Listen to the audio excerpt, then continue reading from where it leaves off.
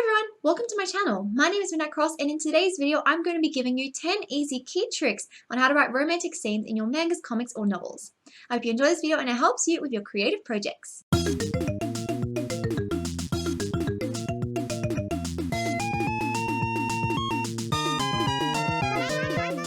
Also, if you're new to my channel, please consider hitting that little subscribe button. It really helps support me and my channel, and it also means that you will get notified every time I upload a new video. Now let's get right into the topic with 10 easy key tricks on how to write romantic scenes. My first tip is give both characters a unique character voice. The truth is, one of the best ways to write romantic scenes, whether it be in your mangas, comics, or in your novels, is to ensure that both characters in the relationship have very unique ways of talking. You really want to ensure that when your characters are talking, your readers can really tell who is speaking just from the way they are saying things. This is important with any character, but it is especially important when developing relationships and romance in your stories, because you want to ensure that these characters are still sounding very different from each other. Now, there are many ways you can do this. A character can have an accent or a stutter, or they might have a particular way of talking that makes them sound very different from other characters. But the key to doing this tip is to ensure that both characters in the relationship do speak in different ways. They don't sound too similar in the way you're writing their dialogue. So I recommend the way to practice this is to practice writing different styles of dialogue. A character that might seem more gruff or grisly, a character who speaks in a more positive and upbeat way, or a character that seems more angry or frustrated a lot of the time, because the character's dialogue alone can really express who each of these different characters are. When you do this, you create much more interesting character relationships, and your readers will want to keep reading more to see what these characters will say to each other next. My second tip is create moments that force these characters together. The reason why you might be struggling to write a romantic scene is that you are focusing more on the sole fact that you are trying to create a romantic scene. You might be trying to think of date ideas, like these characters going on a date or going to a fancy restaurant or to an amusement park, but really you don't have to think about it that hard. Romantic scenes don't always have to happen in romantic places, and in fact I recommend you try and force your characters together at any possible moment, even the moments that really wouldn't seem to be something romantic. For example, these characters could work together, and one character might stand up for the other when it really matters the most. Two classmates may be forced to work on a project together, but then they come to realize that they actually have a lot more in common than they first thought. Or your character might be sick and feeling really bad, but the other character is there for them and taking care of them. So none of these are particularly romantic situations, but you can create romantic situations from things that might not normally seem romantic. And that actually creates a much better connection. It's not something that is shown in a more outside appearance, but it's something that your readers can see and feel on a more personal level. They can see these characters taking care of each other in the moments they really matter the most. And that's very important in your mangas, comics, or novels as well. So try and think of situations that might not normally be deemed romantic situations and put it in such a light that it might be turned into something that's a little bit more caring and romantic. My third tip is that the scene doesn't have to seem perfect.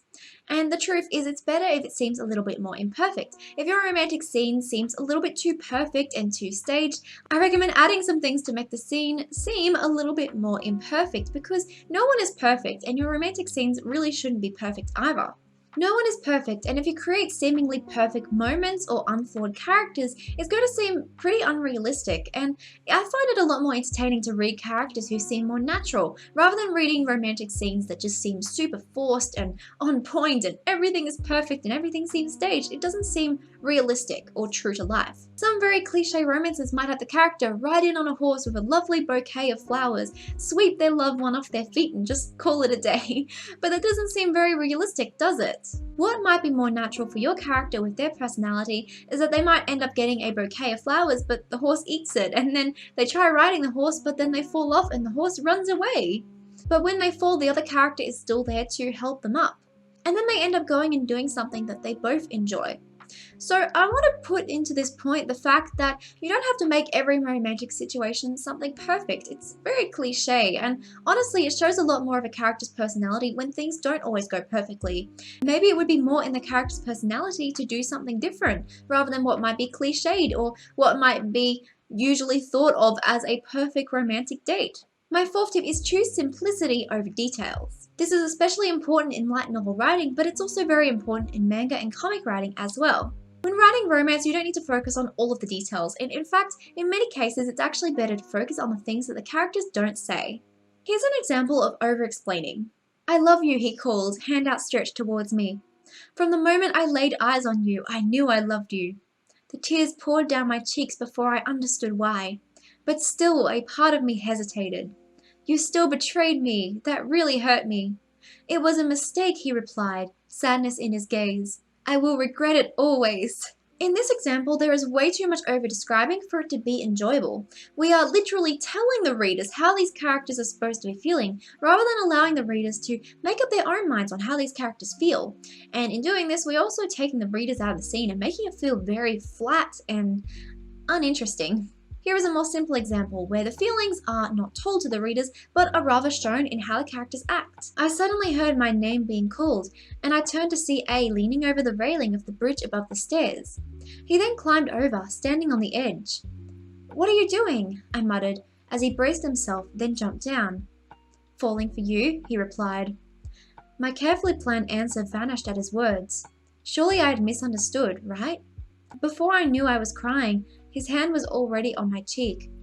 Through my blurring vision, I couldn't make out his expression. Perhaps it was the same way he saw me, at that time so long ago. He only made out through the blur the things he truly wanted to see. As you can see, choosing more simple words rather than over-explaining everything can create a much more entertaining romantic scene. It's more about focusing on what the characters are not saying rather than the things that they are saying, and when characters say certain things, it doesn't always mean that what they're saying is true. My fifth tip is choose the right timing for the kiss scene.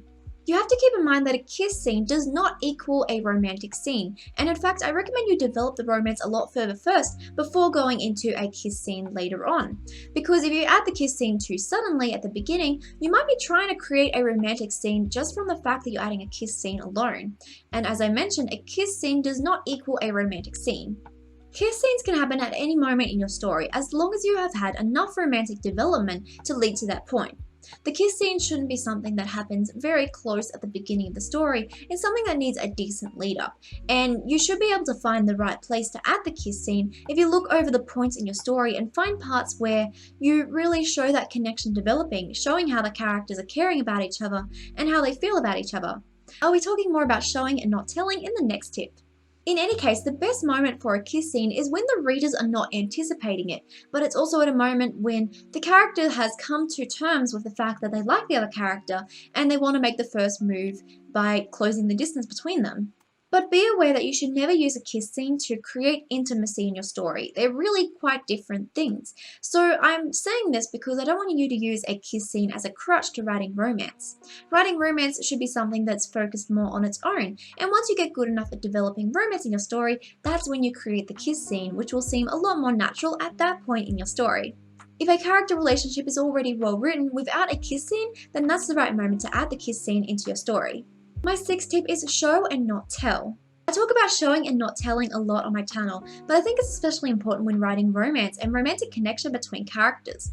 A lot of the relationship will be through how the characters are acting towards each other, rather than directly saying things. I showed you how it is with telling in that previous over-describing example. It feels very unnatural with too much telling, so you want to focus more on the subtle hints, the subtle showing, the subtle moments that really show that the characters care. Some examples of telling the readers are things like, I am sad, I am hurt, I wish you would talk to me more. It's all very just telling the readers how the character is feeling. You aren't giving the readers a chance to think for themselves about how the character might feel about this, and instead forcing those emotions onto your readers. Instead, sadness can be shown by a character looking away. Hurt can be shown through a character suddenly falling silent when they might usually say a lot. The phrase, I wish you would talk to me more, could be shown through the character asking the other character lots of questions just so they can hear their voice more.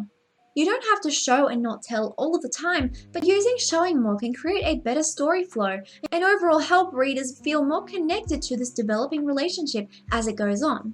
It creates a much more interesting manga, comic, or novel when the people who are reading it can get their own opinions and perspectives on what each character is feeling rather than everyone having the same perspective. Everyone reads and sees things differently, and so by not telling your readers how a character is feeling directly, you allow your readers to put their own perspectives and experiences onto your scenes. My seventh tip is use conflict to bring characters together. Conflicts are a great way to build up the tension of a story, and conflicts are also a great way to help bring character relationships together and write romantic scenes. Now, by this tip, I don't necessarily mean characters arguing. You can have the characters arguing at some points, of course, but arguments and conflicts in that regard don't usually end up leading to a good character relationship. Sometimes does, but in a lot of cases, it just creates more conflict and arguments. Instead, try and think of an external conflict or a problem that forces your characters to deal with it and solve the problem as a pair. Not one versus one, but together, working together to solve the problem.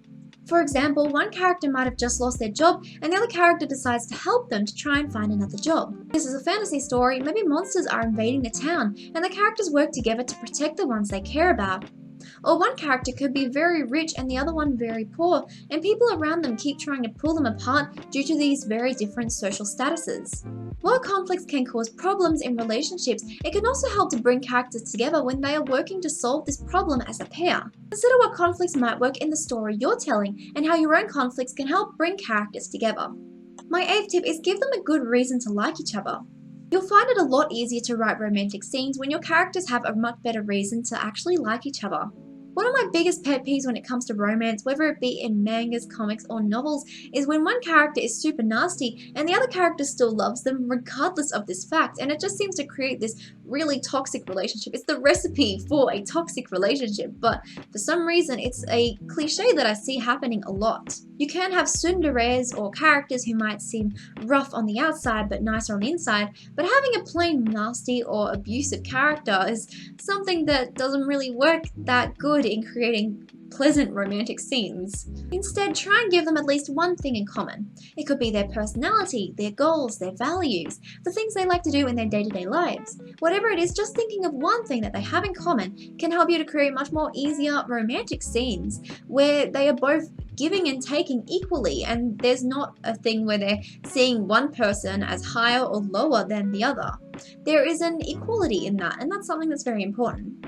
When you give them something to have in common, it creates a much more likable character relationship, and it also makes it more entertaining and gives you as the writer more opportunities to get these characters to do things together, things that they both enjoy. My 9th tip is show why your readers should really care about this romance.